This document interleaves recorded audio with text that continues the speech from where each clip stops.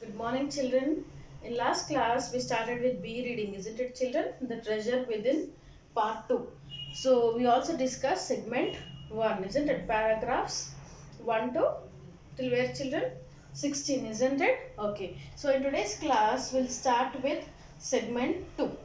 Okay. What do you think? Starting from what do you think to dealing with paras 17 to 32. This you can find on page number 77. Okay, so this is a continuation of segment 1. Okay, so in last class we have seen about the admission of how Hafiz got into the College of Architecture, isn't it, and how he took up architecture, isn't it? Okay, so now we will continue with the rest of the lesson.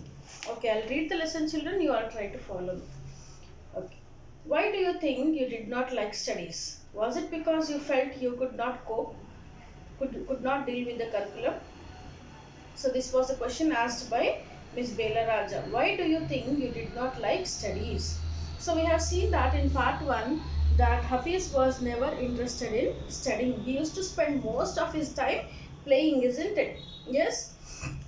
Okay. So here when this question was asked, he said that I was very bad at languages. Science and geography I could deal with. Maths was very bad. I just was not interested. I was studying for the sake of studying. What they taught me today, I would forget after 2 days. I would not bother because there was no application of mind there to begin with. So, what was the answer given by Hafiz, children? He says that he was very bad at languages and he was little bit interested in science and geography, but maths was never his cup of tea, isn't it? So he was just not interested in anything. He was just studying for the sake of studying. And he also says that whatever was taught him today, that particular day, he would forget it after 2 days. Because he says that there was no application of mind, just he has to, that means he had to mug up with the things, isn't it? Maybe that was the reason he was not interested in his studies. Next, did you think that what they taught in school was boring, or did you feel that once you understood the concept of what was being taught, you lost interest in the rest of the lesson? So he say, so what was the question asked here, children? Did you think what they taught in school was boring? Or did you feel that once you understood the concept of what was being taught, you lost interest in the rest of the lesson? So he says that living in a boarding school is difficult. We were just living from day to day. Nowadays there are so many tests. Back then whenever we had tests, we used to just copy. The teacher thought that we had done our work. So here he is answering to the question that did he feel that what was being taught in the school, did he feel bored, did he feel it boring, or he just once he understood the concept, he might have felt that the rest of the lesson was not at all interesting. He might have lost interest in it, isn't it? So he says that living in a boarding school is very, very difficult, and we were just living from day to day. And nowadays there are so many tests that are being conducted in schools. Back then when he was in school, he says that whenever a test was conducted, he used to just copy in the test, and teacher would think that he had done his work. Now, what is the next question? There is a contention that giftedness and learning disabilities go hand in hand. Do you think this applies to you? Then we will see what is the answer given by him. Well, take some students from my class. Those who always stood first or second are today doing very ordinary jobs. So he says that there is a contention. What is the meaning of contention here, children? Contention means disagreement. So he says that people don't disagree that giftedness and learning disabilities go hand in hand. So do you think that this really applies to you?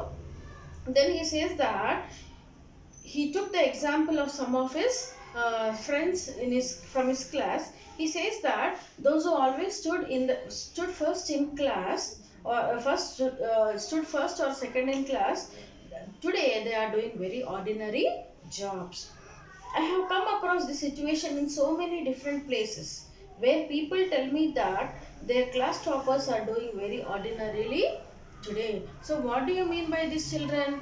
The children who stood first or second in, who always stood first or second in class, or who were class toppers, it is not compulsory that they should excel in their life, isn't it? So we understand that children who topped in their school also today are doing very ordinary jobs, isn't it? Then in school, I think living our lives there made us street smarts. I have learned more by doing what I did on my own than what academics would have taught me. See, he says that he had learned many things on his own, isn't it? Practically, when more than studying in school, or more than what he studied from the books, he says that his personal experience or his day-to-day experiences have taught him much in his life, isn't it? That is because the personality and skills were there. You were able to find expression in a manner you were comfortable with, and you defied every rule so that nobody would stop you from doing what you needed to do. Next, I was more interested in other things. If, for example, while in class, if it started raining outside, I would think of the flowing water and how to build a dam to block it. I would be thinking about the flow of water within the dam and how much of water the dam would be able to hold. That was my interest for the day. So he says that he was never interested in academics, isn't it? He was more interested in other things. So he gave one or two examples here. So when he was, suppose for example, when he was in class and it was raining outside, yeah, he would think of the flowing water and how to build a dam to stop the flow of water. And I would be thinking about the flow of water within the dam and how much of water the dam would be able to hold. This was my interest for the day. So what do you understand here by children? Though he was in the class, though the class was going on, but still his mind was somewhere else. Different thoughts were used to go on in his mind, isn't it? When students lost a button while playing or fighting, they would come running to me and I would cut a button for them from chalk using a blade. Discipline in the school was very important and no student could afford to have a button missing. The student would get past dinner with a full neat uniform, and after that it did not matter. So he says that whenever students lost a button while playing or fighting, they would come running to him, and what he would do, children? He would cut a button for them from a chalk using a blade, because discipline was very important in that school and no student could afford to have a missing button missing. Then because uniform was very important for them, and whenever there was no proper uniform, children were not served food, isn't it? Next, coming to the present, how do you decide as to what kind of structure you want to give a client? So here, what is the question? Very interesting question asked, dear children. Coming to the present, how do you decide as to what kind of structure you want to give a client? So we know that Hafiz Contractor is now one of the most leading, leading architects in India. So whenever a client would approach him, what kind of a structure you want to give to a client?